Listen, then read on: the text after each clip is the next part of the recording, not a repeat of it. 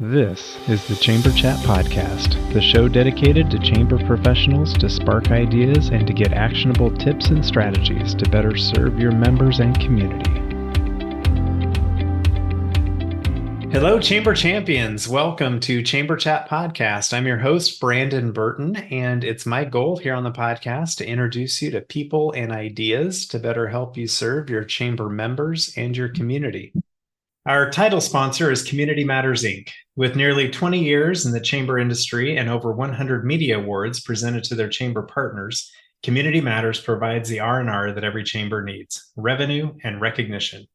When it comes to publishing a chamber map, directory, or community guide, Community Matters has the trusted experience to help your chamber accomplish your goals. With different advertising sales models and publication styles, Community Matters will help you create a non-dues revenue machine. To learn how Community Matters can support your chamber with your next publication, please visit communitymattersinc.com/podcast to request your free media kit and request a proposal to find out what kind of non-dues revenue you can generate. Our guest for this episode is Bruce Rosenthal. Bruce is a corporate partnerships strategist, consultant, and educator. He specializes in associations and not-for-profit organizations. Bruce is dedicated to boosting revenue, enhancing member value, and promoting organizational sustainability. Bruce, I'm excited to have you with us today here on Chamber Chat Podcast. That bio, as concise as it is, I'm hoping piqued the interest of everybody listening about how we can bring more revenue into our chambers. But wanted to give you an opportunity to say hello to all the chamber champions that are listening and to share something interesting about yourself so we can all get to know you a little better. All right. Thank you, Brandon. Excited about being here. So an interesting fact so I've worked throughout my career for nonprofit organizations. Though when I was growing up, my dad and his brother had an insurance agency. And when I was in college, I was here in the Washington, D.C. area, and they were in the Chicago area. And my uncle, as a senior partner in the firm, invited me over and said, Bruce, we have an idea. All the kids are going to go into the insurance business. And I was here as a sophomore in college and all the political buzz and everything in D.C. And I still, to this day, hope I wasn't too rude to him by saying, I'm here on spring break, but I'm going back to DC, and I don't think I'm going into the insurance business. So sorry to all of you who are thriving based on doing great things for businesses in your communities. I didn't go into business. I went into the not-for-profit, but for the conversation today, how we can take what I've learned over the years to help your chambers grow. Yeah, it's always fun when somebody has a great idea for you, and here's your path for you, right? Right. That's great. Well, tell us a little bit about your company, Bruce Rosenthal Associates, the work that you do. We know nonprofits and associations, but kind of in a nutshell, what do you do for these organizations? I'll give you the brief history. It does go back about 15 years, but it's not that long a story. I was working for a national association on not a sponsorship project, but the association completely revamped its sponsorship program because it realized the times were changing and needed to keep up with the trends, and the revenue was really important. It was about 18% of the revenue the association was bringing in. So they did that complete revamp. One of the components of the new sponsorship program was the senior level staff person to run the program. So the CEO asked me to be that person. I said, I'd be glad to run the sponsorship program. Got all signed up and got my desk set up. That was 2009, 2010, just as the economy tanked. So we had some companies that were top level sponsors in a new program, priciest sponsorship program around. And I knew there were some companies that were going to get no new business from our members in the next couple of years because of the economy. So in hindsight, the good news is that kind of set me on the path. What are the real value propositions? What are companies really looking for? Why do they sponsor? And the good news is we were able to keep all of the companies in the fold as the economy slumped and then came back. And what we realized as part of that process is the companies were really interested less and less in the transactional, or as the CEO said to me at that time, we want to move the program from the transactional to the transformational. And kind of the standard gold, silver, bronze, logo, visibility, recognition, shout out from the podium. In fact, there was one company at that time when I was asking him for their logo for our newsletter, and he said, Bruce, we've been a sponsor for 20 years. Everybody knows who we are. We don't need our logo on your newsletter, and we definitely don't need our logo next to 5 other sponsors. in your newsletter. So we created a program that was that we'll talk about today. That was much more what I call a marketing agency approach of really sitting down with companies. What do you need? How can we be helpful? Our association has audiences. We have communications channels. We have education opportunities. How can we truly partner with your company to be part of that process?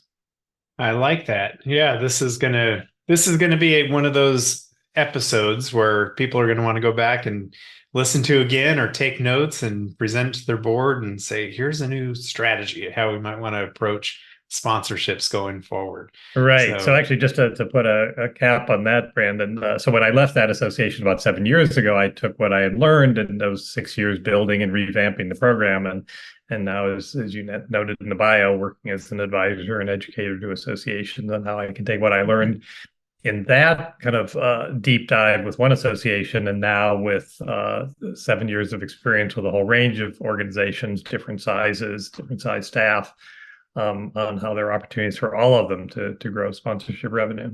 right. So our topic for discussion today is you might have guessed it. It's around improving corporate sponsorships. Bruce and I were talking before we hit record, where just a little bit about the uniqueness of chambers of commerce, and we've all heard the line, if you've seen one chamber, you've seen one chamber. But I think one thing that is common amongst all chambers is that chambers rely on sponsorships to help fund their organization and their mission and vision to move things forward in their community. So it's going to be a lot of value in this discussion today, and I'm excited to dive into it much deeper as soon as I get back from this quick break. Are you looking for a year-round, affordable, and timely shop local campaign for your chamber or CVB? Look no further. Build a custom Eat, Shop, Play mobile app with App My Community by visiting appmycommunity.com/chamberchat. App My Community mobile apps are not just simple membership directory listings. They provide many more capabilities to engage with your community. Provide your residents with a robust events calendar. Partner with a local fair, festival, or farmers market to provide a schedule, map, and other resources to promote the event. Run a small business Saturday campaign any time of the year using built-in scavenger hunts. Allow your membership to communicate directly to their customers via push notifications. Your App My Community mobile app will be a unique member benefit, allow you to generate non-dues revenue with sponsorship opportunities, and best of all, provide a valuable resource to your community. Please visit appmycommunity.com/chamberchat now to receive 10% off your first year of an App My Community mobile app. Are you a community leader or chamber of commerce looking to grow your non-dues revenue around your core community? Are you in an area not already served by a chamber of commerce? Look no further than Chamber Nation's new platform, Pipily. Pipily is a perfect solution for adding commerce to areas where a chamber may not exist or to expand the reach of a regional chamber. With Pipily, you can easily connect with local businesses and promote your services to a wider audience. Don't miss out on this opportunity to expand your reach and increase your revenue. Visit richardscalendar.com to learn more about Chamber Nation and Pipily today. All right, Bruce, we're back. So we're diving into corporate sponsorships today, and for chambers in particular to improve these opportunities for sponsorships. So what are some of these lessons, I guess, that you've learned through your own experience, but also working with organizations on their sponsorship programs? I'm sure there's been some things that have, lights that have gone off in your own mind, Right. some notes that you've taken, and experiences that are valuable to share.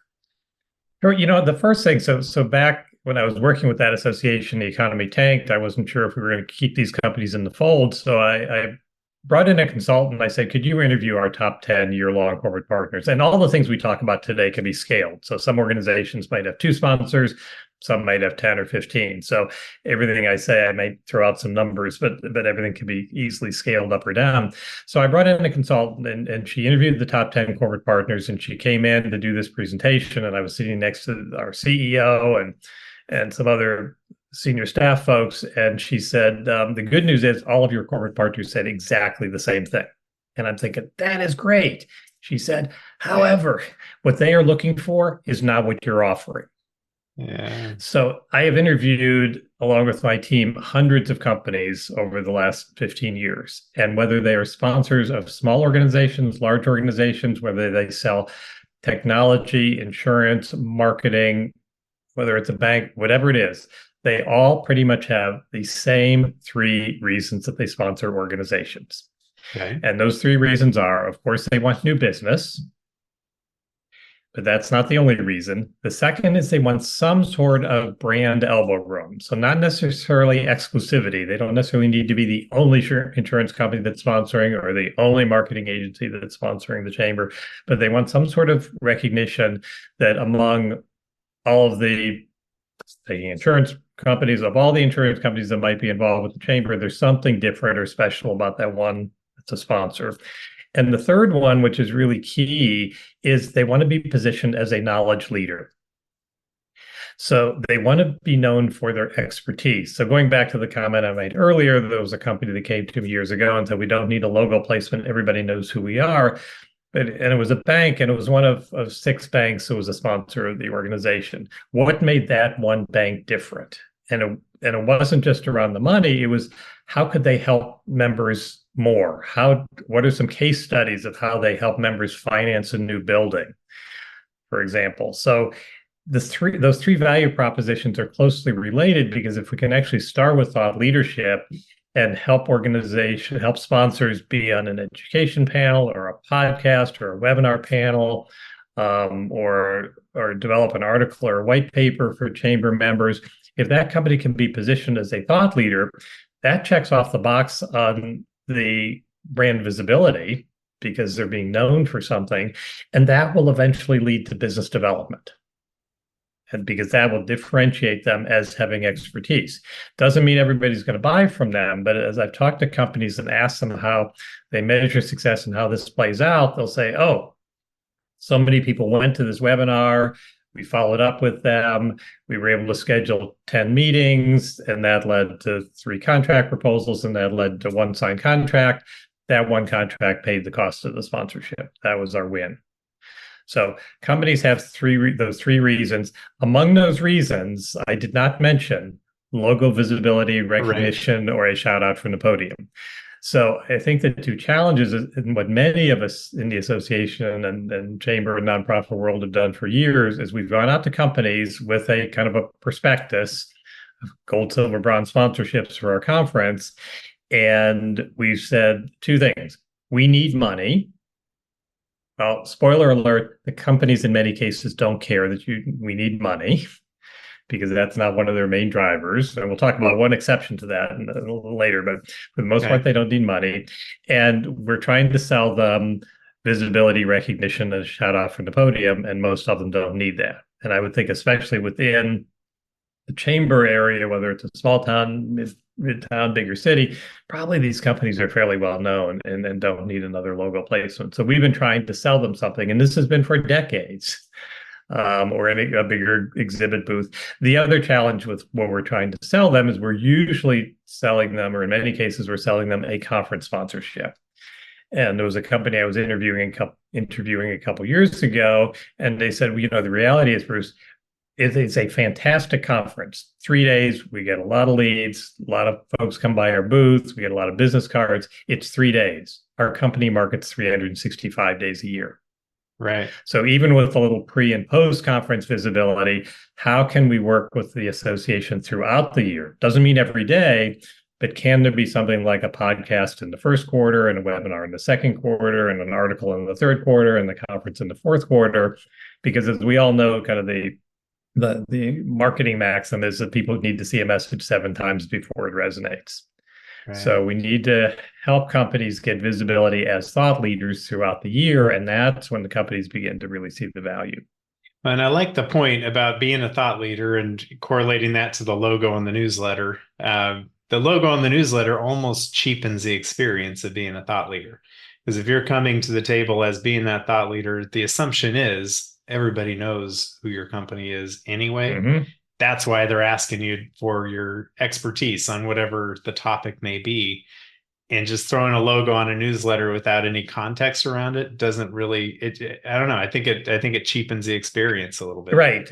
But and I think, Brandon, the key there is, as you said, in context. So yes, sure, that after you've done the webinar and the podcast and all of that, then to say, oh, and the logo, oh yeah, that would be a good add-on. So it's a great add-on in context. But yeah, if most of the benefits are logo visibility recognition, that's when companies are like, we don't need that. And the other challenge now, it's a very competitive environment out there. And there was a corporate sponsor that I was talking to recently for an association client, and they said, actually, I think in that case it was like a $30,000 sponsorship. They said we get more business leads from $3,000 of Google ads than from a $30,000 sponsorship. Yeah. So big game changer in the last few years, especially with the pandemic. People can sit in front of a Zoom screen and get a message anytime. People see Google ads. So that's part of the competition. And I think often we've not thought about this as competition. We thought, well, we're the only chamber in town, or we're the only whatever association around. Companies really want to come to us. And to some extent, that used to be true. When I was working at that association 10 years ago, and a company would come to us and said, well, we want to be positioned as knowing about, how to finance buildings or how to create websites or whatever. And I'd say, well, here's the list of all the things you need to do. We have, a webinar series we can get you on the calendar in 6 months. And we have a conference. If you submit this 5-page proposal, maybe we can get you on the program. And now that post-pandemic lockdown, we all know how to sit in front of a Zoom screen and sign up for a webinar and check that little box on the webinar sign up that says you can use our name to contact us afterwards. All of a sudden, companies are like, well, we'd like to affiliate with your chamber. We'd like to be part of your program.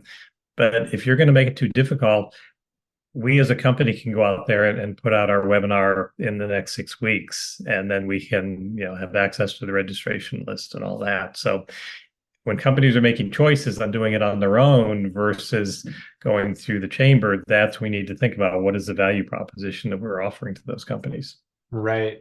So on the topic of competition, are there other areas of competition? You mentioned Google and the technology side, Google and Facebook, and where you can purchase ads for a fraction of what it might cost to sponsor a major program event. Yeah, competition is a great question, Brandon. And when I started consulting 7 years ago, and I would do competitive analyses for association and organization clients, and I would come up with a list of here are 5, 6 other associations that are kind of in the similar space to you.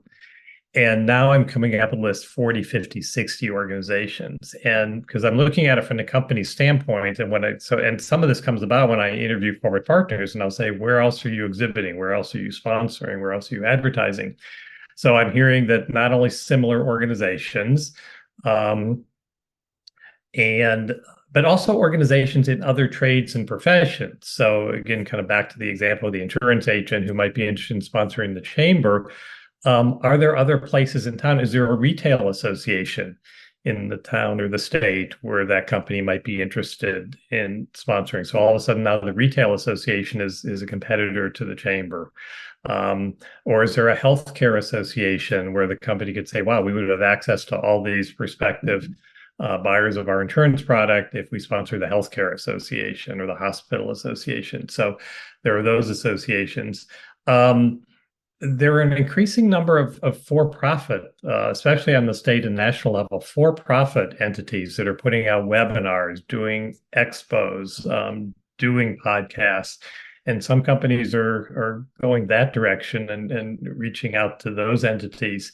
And I think among the biggest competitors, kind of the example I mentioned earlier, companies just doing their own webinars. Yeah. Doing their own, and they used to be called kind of, user group meetings, and they were very techy. And but now companies are realizing something that I learned from an association education director a few years ago, the idea of educating to sell, not selling to educate. So if companies either through the chamber or on their own can educate members with the idea that then they will gain some sales leads, that tends to be more successful than going out there and saying, oh, we're going to go out there and get X number of sales leads. Yeah, I think this hits on an important point because there's the money for these things for sponsorships versus advertising could come from very different budgets. But when you look at a company, like I'm thinking an example of a hospital may be a major sponsor for a chamber for their annual banquet or just overall with their, the highest tier membership program, but they're your top sponsor, top tier sponsor. But they could also use that, several $1,000s and do a health fair in the parking lot of their hospital, and it's their own thing, and they draw their own crowd in. So being able to differentiate what's your value proposition as a chamber, what sets us apart? Why do you want to associate with us as a chamber? What making it clear what the mission is of your chamber, the advocacy efforts that you're involved with, all the different benefits beyond, you get your logo here, or we have this networking mixer, and this, like, really, you got to set yourself apart because those dollars are competitive on where they're going. Yep, absolutely. And I think that's a good way to frame it, Brandon. That's to start off by saying, yeah, there's nothing wrong with our chamber, but let's think of our chamber as not sole source, not the only game in town. There is competition, and let's just embrace that and have conversations with companies. And I found a great starting point and a great differentiator instead of, as we've done for many decades, and chambers are special and unique in a variety of ways. From the company standpoint, it's just another organization asking for money. Yeah. So again, no disrespect to chambers, but from when I talk to companies and they say we get 6, 12, 15 different prospectuses to sponsor conferences every month, and they put them all in the same category. And unfortunately, sometimes that category is the delete box or the wastebasket, because they all begin to look the same. And so many of them start off with, we need money. Our members will be eternally grateful because it'll underwrite our registration fees. And again, companies, it's like, well, how does that help my company? So I think one great strategy, as organizations, chambers think about revamping their sponsorship program, schedule a meeting with a few of the companies that have been sponsors in the past or who are bigger exhibitors at your conferences and events, and have a conversation with them, and not to sell anything. And I found by scheduling those calls with companies and starting off by saying, I have no prospectus here. I'm not selling anything today. I want to talk about your company. And all of a sudden, and I do a lot of these on Zoom, but all of a sudden they become available. Yeah. The cell phones go down, the pens go down. It's like, great, Bruce, let's talk about that. And just to ask questions, what are your company's business goals? What are your marketing goals? And to try to focus it not on tactics. So if the company were to say, as some will, oh, well, our tactic, we want an email list of all the chamber members. Well, that's a tactic. That's nice. Let's put that to the side for a minute. Tell us about your company's goals. Because what we want to do is position, and this can work whether the chamber has one staff person or dozens of staff people or anywhere in between, to help the company solve those problems. Because if we can come in as a problem solver and not just someone else asking for money that week or that month, that becomes a differentiator. So I've had companies, including companies that sponsor nationally and internationally, say, we have been sponsoring, we sponsor 50 different organizations every year. Nobody has ever asked us what our business goals are. And in some cases, these are companies that are $100,000 sponsors. And that's when you begin to think, are they going to continue being a sponsor? Because again, the competition, the other competition that kind of ties in with social media is the companies can create their own lists now. So one of my colleagues was talking to a company, and again, we'll scale this up to the national level. The company had a online community of 10,000 members of that association that they had just nurtured over the last mostly since COVID, over the last couple of years, by putting information on LinkedIn, downloads of white papers, webinar attendees. And the company said, wow, now that we think about it, it kind of begs the question, do I need to be a sponsor of the association? Because I already have a list of 10,000 professionals in that space. So I think that can be scaled down to the local level and chamber level also. Companies can create their own lists and they can reach and teach through social media and Zoom without the chamber being involved. Now, I think it's also important to add to that the big one of those key value propositions that associate the chambers have to offer is the brand affinity. So while those companies can go out and do their own webinars and offer their own white papers, to do that, to co-brand it, to do it in conjunction with the chamber, I think is a huge plus and a great reason the companies would want to affiliate. Right. And I think that goes right along with asking the right questions. So when you're talking to these corporate sponsors or potential past sponsors or potential sponsors, to be able to ask the right questions, see what their motives are, see of those top three reasons of why businesses sponsor, where do they fall? And then what aligns best with their needs.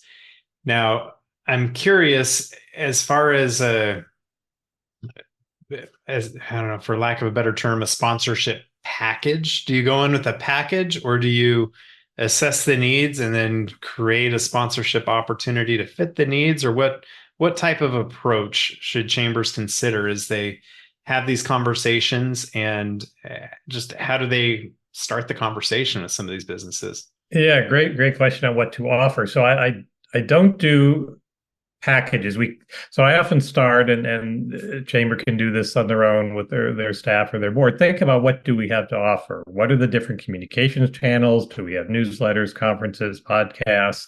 Who are our audience? Who is our audience? And also, can that audience be segmented?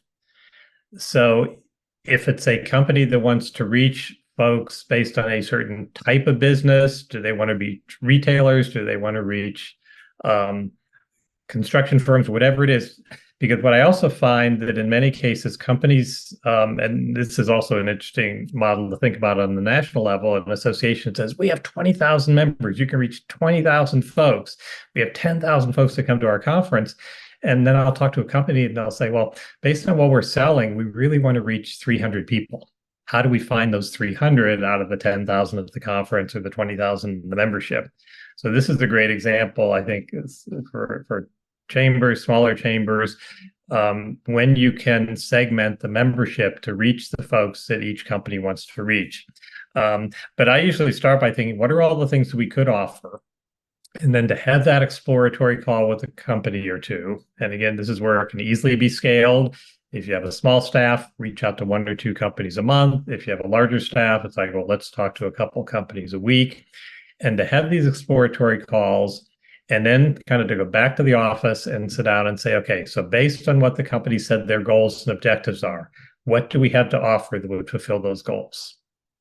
And that's a very different approach than the usual, here's the standard gold, silver, bronze. Because again, I'm talking to more and more companies that say, as soon as they see gold, silver, bronze, delete. Yeah. Because it means everybody's getting the same thing. So this model, which I think a lot of businesses should be able to appreciate, is very much what I call a marketing agency model. Because if any of us goes to a marketing agency, either the chamber or one of your members goes to a marketing agency and says, I need help, marketing agencies don't have gold, silver, bronze packages. Right. And from a couple of experiences I had with the marketing agency asked me questions for an hour, similar to these exploratory calls we were talking about a few minutes ago, about what is your product, what is your service, who is your competition, what are you trying to accomplish, who do you sell to, do you want to reach a segment of the market? And then at the end of that conversation with the marketing agency, I said, what can you do for us? And they said, we will schedule a meeting for you next week, because we're going to take all this information and we're going to think about it.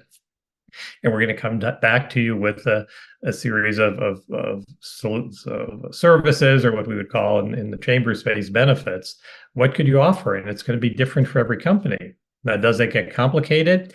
In a way, when I talk to associations that implement that model, they actually find it easier than having 20 companies that everybody gets a logo placement and everybody get this. And it becomes very assembly line-ish, which is a lot of moving pieces. And kind of back to your comment earlier, Brandon, is the logo placement even worth it? And maybe not. So sometimes you come up with, here are 2 or 3 big things we could do with the company during the year as part of a customized year long. So those are kind of the 2 key things. Companies are looking for customized, in many cases year long.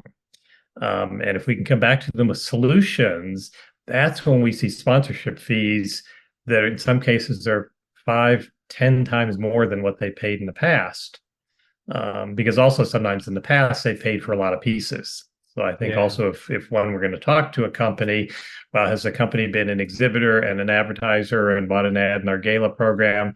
What are all the things they spend money on? And realize that, well, that's kind of the minimum of what they would pay. And if we actually came in with a solution to their challenges, we could probably charge them a lot more. So when I think of a chamber making this approach, and this is going to come to the responsibilities, I guess, with the staff members or board members who might be involved, but um, so over the last, we'll say, I don't know, 6 or 8 years, there's been a big trend for chambers to go to a tiered dues membership model. Hmm. So you've got your basic membership that gets you access to certain things. You get the next tier and you get other benefits, and it keeps going up. So you gold, silver, bronze, like you're talking about. Mm-hmm. And these chambers typically will have a membership director. Like they're doing the Mm-hmm. membership sales, they're attracting new businesses. And I know there's other chambers that take an approach specifically for sponsorships where they'll do what they call a one ask. So once a year, they'll go out to some of the bigger players in the community. And typically it's the chamber CEO or executive director that will go and meet with these larger companies and potential donors and have that one-on-one conversation and say, here's everything that we have to offer. Um, and I guess I'm not really sure how to ask this question because I'm thinking there's just such a variety of how chambers approach this and come to it. What's the least messiest way Sure. to approach membership and sponsorships in at the same time, or should it be separate, or is there a way to do it together?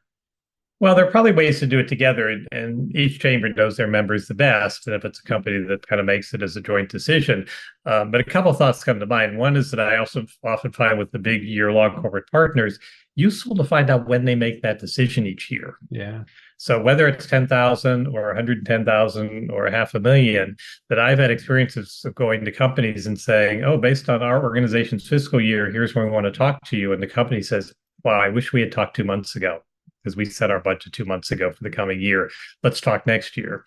So if it's going to be a bigger sponsorship discussion, I think useful to find out not necessarily even what the company's fiscal year is. When do they actually put pencil to paper and start working on the budget? And I think there was another thought I had as part of that, which I don't recall right now. So that'll come back to me. So maybe you had to do it the membership side of it with aside from the sponsorship. Yeah, I think again it depends on each organization and how you're approaching that. But I think it's again asking companies the question about what are their. Well, I think you also mentioned kind of going in with either packages. I go in with no paper. I can tell them nothing about the benefits, even if they start to say, "What is the circulation of the magazine? How many people attend the conference?" It's like, well, let's talk about your business goals and we will get back to you. Because I think once we start going down that rabbit hole of talking about very tactical things, we lose the discussion. I think the other conversation that can be a little different for chambers is there is kind of this other pot of money which some companies have the chambers have been accessing, and that's more the corporate social responsibility. So that's hospitals, for example, that are supporting the chamber not because they think they'll get more patients or doctors to come to the hospital, but because they believe it's the right thing to do for the community. And so I think in reaching out to companies and asking questions like what is your decision making budget year, but also asking him, do you have a separate department that's in charge of corporate social responsibility? Because all of us are going to those marketing folks, and whether it's with that insurance brokerage agency or or with the hospital, and we're all going to the marketing folks asking for money from their small pot at the same time. And the opportunity with this, what's often called corporate social responsibility money that hospitals and some larger businesses have, retail stores and others, is that it's everybody's not asking for that money at the same time, so it's a little easier to be not lost in the shuffle there. And it's a somewhat different criteria. The marketing folks are back to thinking, what is the ROI? Am I going to get X number of new contracts or X number of new customers if I support the chamber in this way? Where the hospital is like, wow, we've seen the chamber's impact statement. You guys are doing great stuff. We want to support you. So I think it's different conversations, but similar, because I think there is always an advantage in having these exploratory calls and showing empathy and interest and, wow, tell me more about those goals, whether they be sales goals or corporate social responsibility. Tell me about your goals, what's working, what's not working, what are the barriers. And that's what I just find. I've had companies, I'm shocked. I've never heard of this in the sales, because we're still basically kind of selling sponsorships, Right. where companies will say at the end of the call, wow, this was a great call. Can we schedule another call? We didn't get to cover it all in a half hour. And then I talk to kind of folks that have expertise in sales, and they're like, schedule 15-minute sales calls. You should be able to get it all done in 15 minutes. So I think when we bring companies in, and this is where we kind of shift from, I have a slide in some of my PowerPoints, is that the word partner is a noun and a verb. And we often talk about corporate partners. Oh, they're our partner. But do we truly partner with them, using partner as a verb? So when we can bring companies in, and we did talk about things since the beginning of this conversation about the revenue, which is definitely important, but there's also a huge component around member value. So another way to kind of shift the way we've done things in the past is to actually start with not even a conversation with companies, but what does the chamber need? What do our members need? And I have not found any association, and the surveys back this up, including associations with 100, 200 staff people. Nobody has enough staff time, expertise, or money to meet all of members' needs all the time. Right. So do chamber members need new information on cybersecurity or women in leadership capacities or DEI, and then to go to companies and say, wow, our members really need information about cybersecurity. Could we partner with your company to take some of your company's expertise, not a sales pitch, and we don't want to hear about your specific product, position your company as that knowledge leader around cybersecurity, and do a series of webinars, podcasts, white papers, something at the conference during the year, and really position your company for success. So then you're bringing in not only the revenue for the chamber, you're bringing in information for members. So then you kind of tie that into membership recruitment, and then you're going out to recruit members. Oh, we have this great year-long education program around cybersecurity because we heard this is what businesses in town really need, or whatever the topic is.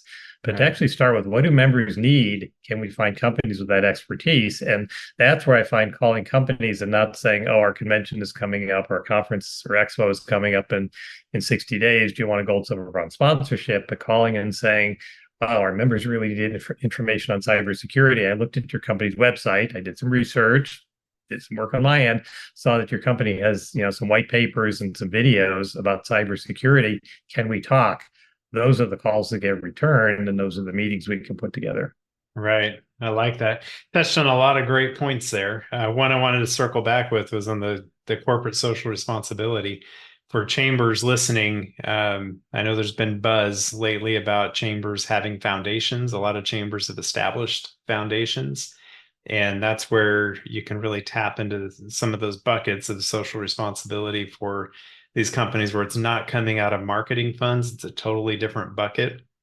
But having, especially if a foundation is something new and there is buzz in your community about the foundation and the work that it'll support, it'll be easier to open those doors to be able to have those conversations. And in the end, it's all supporting the mission of the organization. So right. that's a good point, just to underscore that every relationship that we're talking about with companies, whether it's from their marketing budget, sponsorship, or corporate social responsibility, should always kind of meet the two major criteria: in alignment with the chamber's mission and meeting the needs of members.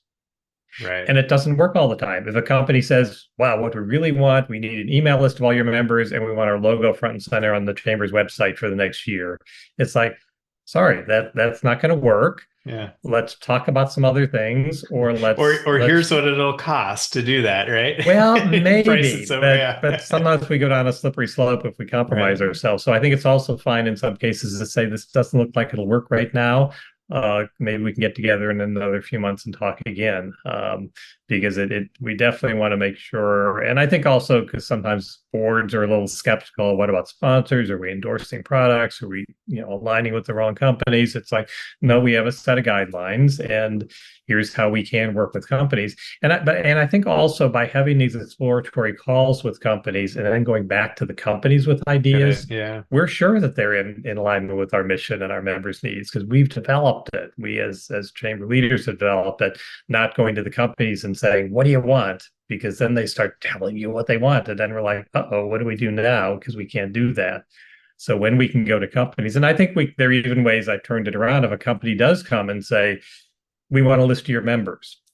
And I try not to say no, but I'll say, well, that's interesting. Tell me about your objectives and goals around that.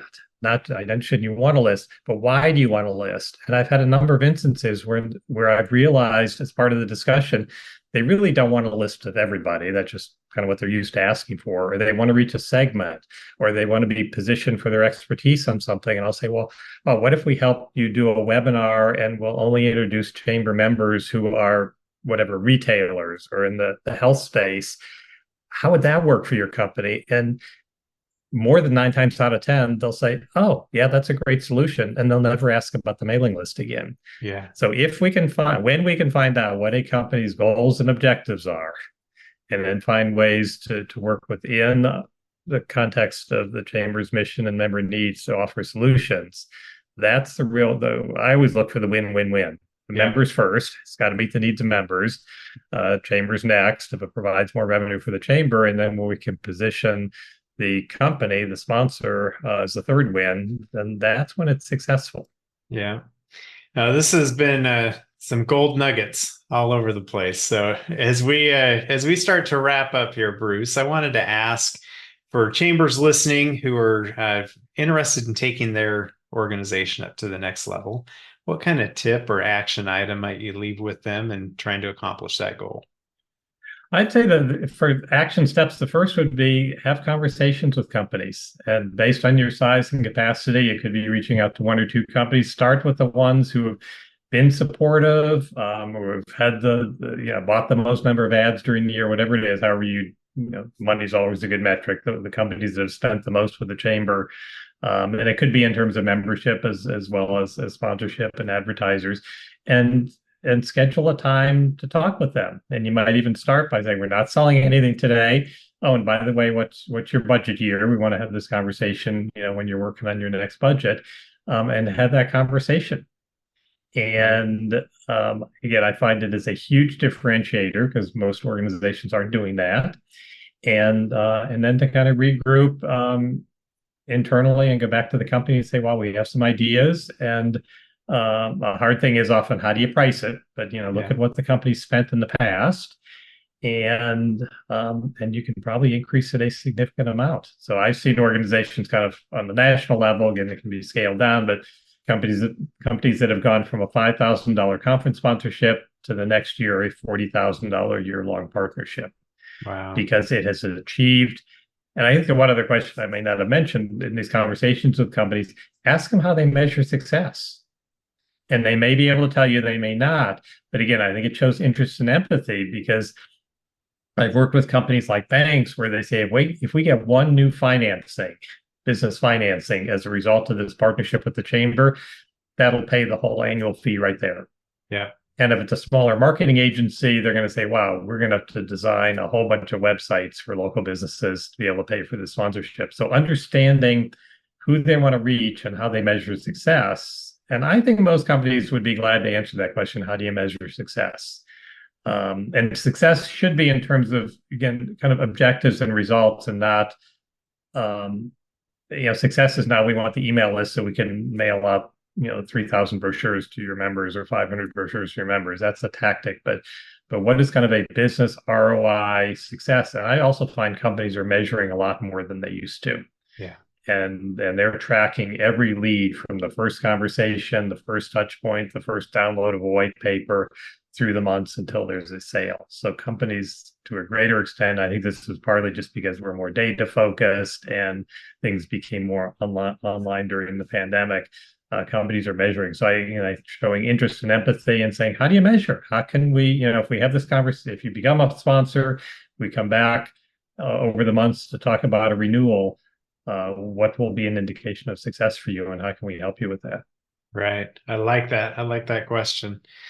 Well, Bruce, a final question I like asking everybody that I have on the show is, as we look to the future of chambers of commerce, how do you see the future of chambers and their purpose going forward?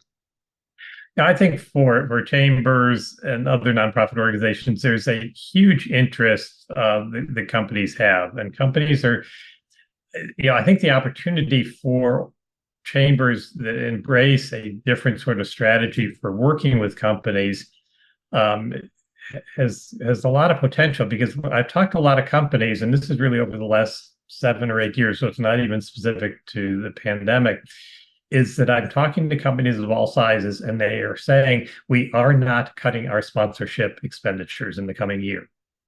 However, we're cutting the number of organizations we sponsor by 30%. So again, I don't think there are too many companies that are going to be successful by cutting marketing budgets. So companies have a huge respect and want to support organizations and be aligned with the brand. So just one quick example, when I worked for an association, we had a year-long corporate partner. They were sponsors of a major research study co-branded with the association. And what was interesting, the company did most of the research for that research study. And I looked at the different scenarios and I thought, they could decide to just publish that on their own. Yeah. Or they could co-brand it. The reason they were like, and this is where you have to scale it down to a smaller chamber level, but they were a $160,000 sponsor of a national association. One of the key reasons they sponsored for $160,000 was the co-branding of that annual research study, which they did all the research. They could have done it on their own. So I think, realizing that by having these engaging collaborative conversations with companies, bringing them in as partners is a huge differentiator, because companies value chambers, value things like co-branding, being on panels, being invited as a thought leader. Because I've talked to a lot of companies, associations I worked with, and the company will say, they call us a partner, but we're a marketing agency. And I saw that the association did a webinar on marketing, and they never asked us to be on the panel. Yeah. Doesn't feel like a partner. Yeah. There's one company that always said, do you want our money or do you want our brains? Yeah. So kind of back to members need the information and the expertise. So again, if companies are going to be on that panel, they need to be coached. You're not going to sell. You're not going to put up your QR code. You could have that on the last slide or at the end, or have a brochure if it's in person to hand out at the end. But we want your expertise. Can you talk about marketing agency, how to design websites, or how chamber members could use LinkedIn or whatever without mentioning the name of your company? That will be the educating to sell, not selling to educate. So I think there's huge potential, because companies have sponsorship money to spend, but they're going to spend it on fewer organizations where they see value. Yeah, absolutely. Well, Bruce, I wanted to give you an opportunity to share any contact information for listeners who might want to reach out and connect or learn more about some of this that you shared today, or just dive in deeper. What would be the best way for them to reach out and connect with you? Great. Well, name again is Bruce Rosenthal, and I'm on LinkedIn and post there pretty regularly, a couple times a week, with sponsorship success ideas. And my website is brucerosenthal.associates. BRUCEROSENTHAL.associates. And there's some white papers there, some webinar recordings, and then there's a calendar with listing of upcoming webinars and speaking that I'll be doing. So a lot of resources for chambers. Yeah, that's great. We will get that in our show notes for this episode, make it easy to find. But Great. Bruce, this has been a blast having you on Chamber Chat Podcast. I appreciate you setting aside some time and sharing some of your expertise and experience that you've learned throughout your career as to corporate sponsorships. This has been a valuable episode, and I appreciate your time. Great. Always glad to talk about sponsorship success. If you are a chamber professional, please subscribe to Chamber Chat Podcast in Apple Podcasts, Google Podcasts, or Spotify. When you subscribe to Chamber Chat Podcast, new episodes will show up in your podcast app each week as they are released. If you're finding value in this podcast, please leave us a rating and a review in iTunes. But most importantly, please share Chamber Chat Podcast with your colleagues that are in the industry.